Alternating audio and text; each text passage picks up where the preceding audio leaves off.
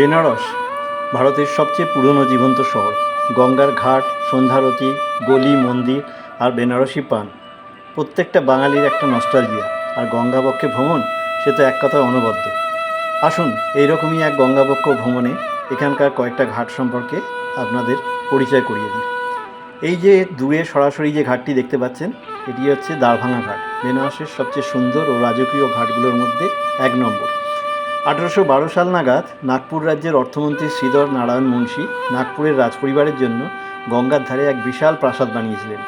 এটাই ছিল পুরনো ব্রিজরামা প্যালেস। পরে 1915 সালে বিহারের দ্বারভাঙার মহারাজা রামেশ্বর সিং বাহাদুর এই প্রাসাদটি কিনে নেন এবং ঘাটটি বড় করেন। তখন থেকেই প্রাসাদটির নাম হয় দ্বারভাঙা মহল আর ঘাটটির নাম হয় দ্বারভাঙা ঘাট।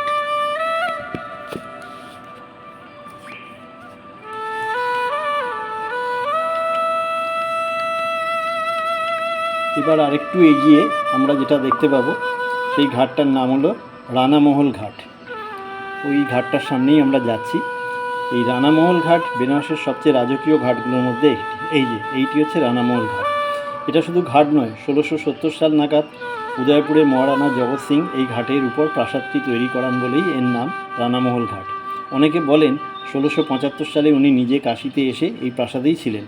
প্রাসাদটি পুরোপুরি রাজস্থানী স্টাইলে তৈরি। আপনি যদি উদয়পুরের সিটি প্যালেস দেখে থাকেন তাহলে এর সঙ্গে অনেক মিল খুঁজে পাবেন। লাল বেলে পাথর, ঝড়োখা, খিলান, গঙ্গার ঘাটে দাঁড়িয়ে রাজস্থানের ছোঁয়া।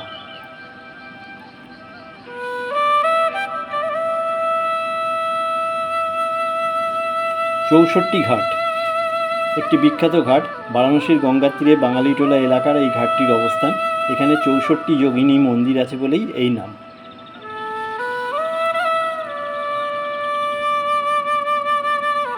এই ঘাটটি অপেক্ষাকৃত শান্ত। দশাশ্বমেধ বা মণিকর্ণিকার মতো ভিড় এখানে থাকে না। গঙ্গার সূর্যোদয় আর সূর্যাস্ত আরতি দেখার জন্য খুব ভালো জায়গা এটা। এই ঘাটটার সাথে রাজা প্রতাপাদিত্যের সম্পর্ক আছে।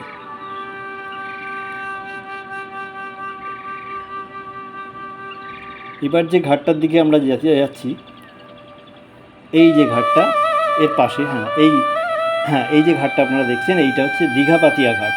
বারাণসীর 84টা ঘাটের মধ্যে অন্যতম। ঘাটের সামনে যে বিশাল প্রাসাদটি আছে সেটাই এর মূল আকর্ষণ। এই ঘাটের সামনে রাজকীয় প্রাসাদটি এখন কাশী আশ্রম নামে পরিচিত।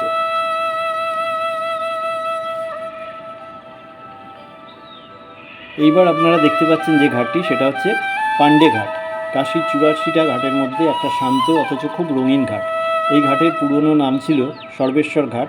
ঘাটের উপরে সর্বেশ্বর শিব মন্দির এখনও সেই প্রমাণ দেয়। বিহারের ছাবড়ার বাসিন্দা ধনী ব্রাহ্মণ বাবুয়া পাণ্ডে এই ঘাটটি পাকা করে তৈরি করেন।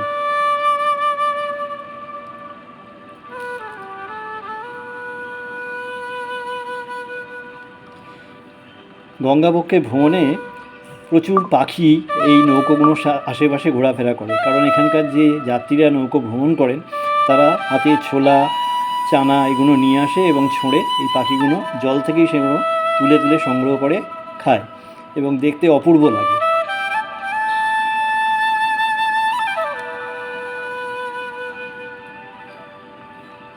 আমরা আস্তে আস্তে যে ঘাটটির দিকে এগিয়ে যাচ্ছি, এই ঘাটটা নাম হচ্ছে রাজাঘাট।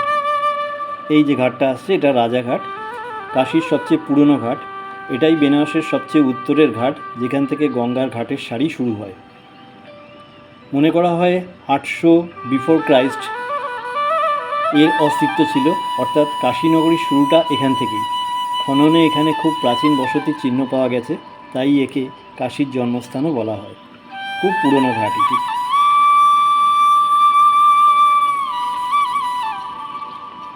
দেখুন পাখিগুলো এই যে পাশে উড়ে বেড়াচ্ছে, এতেই যেন জায়গাটা এবং এই গঙ্গাবক্ষে ভ্রমণটা একটা আলাদা অভিজ্ঞতা এনে দেয়। খুব সুন্দর লাগে ভ্রমণটায়।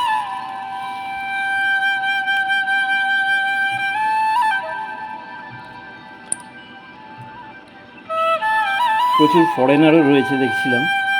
বেশ কিছু বোটে ফরেনাররা নিজেরাই একদম বোট ভাড়া করে তারা বোধহয় বিভিন্ন দেশ থেকে এসে এই ঘুরে বেড়াচ্ছে। প্রচুর ফরেনার আমি বারাণসীতে দেখতে পেয়েছি। এইবার যে ঘাটটা আপনাকে বলবো, এটা একটা অদ্ভুত ঘাট। ওই যে ঘাটটা দূর থেকে দেখতে পাচ্ছেন, এটার নাম হচ্ছে নারদ ঘাট। এই ঘাটে বিবাহ ভাঙে।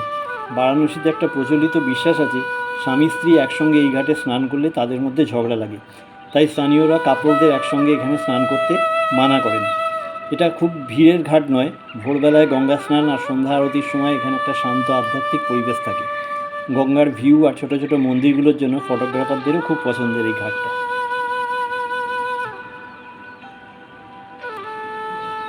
এবার আসছে মানস সরোবর ঘাট। এখনও আসিনি। হ্যাঁ, এই যে দেখতে পাচ্ছেন ঘাটটি, এটা হচ্ছে মানস সরোবর ঘাট।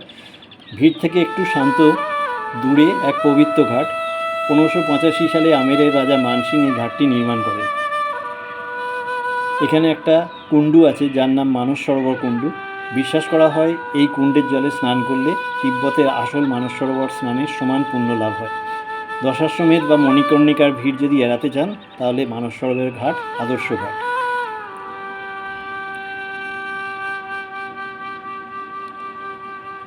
এই ঘাটটা হলো সোমেশ্বর ঘাট। 1600 সালে আমেরের মহারাজা মানসিং এই ঘাট এবং পাশের সুন্দর প্রাসাদটি নির্মাণ করেন। এখানে ভগবান সোমেশ্বরের একটা বড় শিবলিঙ্গ আছে। চাঁদের দেবতা হিসেবে পূজিত হন, তাই একে সোমেশ্বর ঘাটও বলা হয়।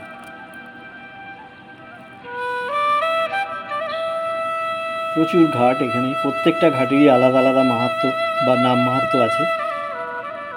তার মধ্যে যে কটা পেরেছি সংগ্রহ করলাম।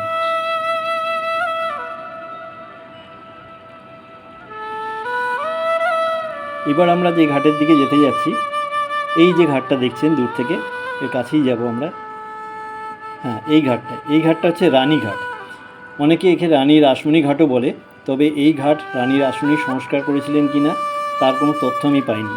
এই ঘাটে খুব ভিড় নেই, রঙিন কাপড় শুকোচ্ছে, একদম পুরনো কাশির অনুভূতি।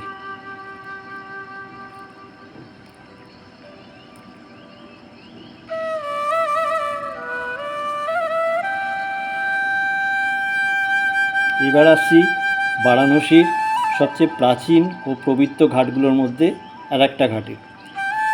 এই যে ঘাটটা দূর থেকে দেখতে পাচ্ছেন, ঘাটের কাছেই আমরা যাচ্ছি। এই ঘাটটা হলো কেদার ঘাট।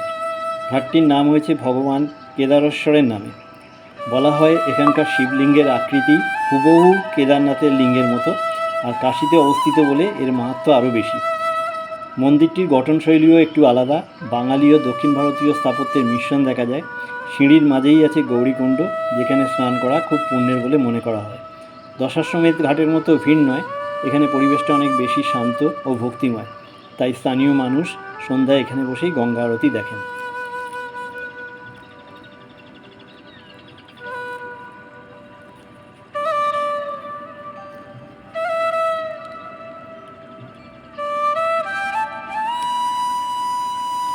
এটা অবশ্য ঠিক, বারাণসীর গঙ্গার ঘাটে বসে সন্ধ্যারতি দেখা জীবনে এক দুর্লভ অভিজ্ঞতা।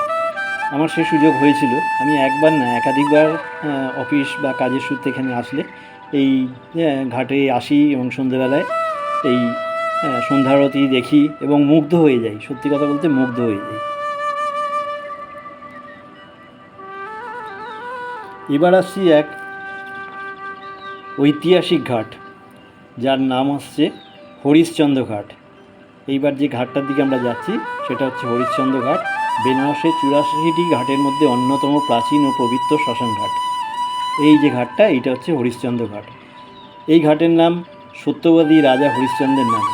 কিংবদন্তি অনুসারে ঋষি বিশ্বামিত্রকে দক্ষিণা দিতে গিয়ে রাজা হরিশ্চন্দ্র তার সমস্ত রাজ্য দান করে দেন এবং শেষে পরিবারসহ কাশীতে এসে ডোমের কাছে বিক্রি হয়ে এই শ্মশানে কাজ করতে শুরু করেন। এখানেই তিনি সত্য রক্ষার জন্য নিজের পুত্রের দাহ করেছিলেন, তাই এই ঘাট সত্য ও ত্যাগের প্রতীক। উত্তরপ্রদেশ পর্যটন দপ্তরের তথ্য অনুযায়ী কাশীর দুটি প্রধান মহাশ্মশানের মধ্যে একটি হলো হরিশ্চন্দ্র ঘাট, অন্যটি হলো মণিকর্ণিকা ঘাট। একে আদিমণিকর্ণিকা বা শ্মশান ঘাটও বলা হয়। গঙ্গার নৌকো থেকে হরিশ্চন্দ্র ঘাটের জ্বলন্ত চিতা, ধোঁয়া আর মন্দিরের আলোর দৃশ্য বেনারস ভ্রমণের এক গভীর আধ্যাত্মিক অভিজ্ঞতা। আমার এই স্বল্প গঙ্গাভক্ষ ভ্রমণে চেষ্টা করলাম তুলে ধরার আপনাদের সামনে এই সমস্ত ঘাটগুলোর কয়েকটি ঐতিহাসিক এবং স্থাপত্যের বিষয়ে। আশা করি আমার এই ভিডিওটি আপনাদের ভালো লাগবে। নমস্কার।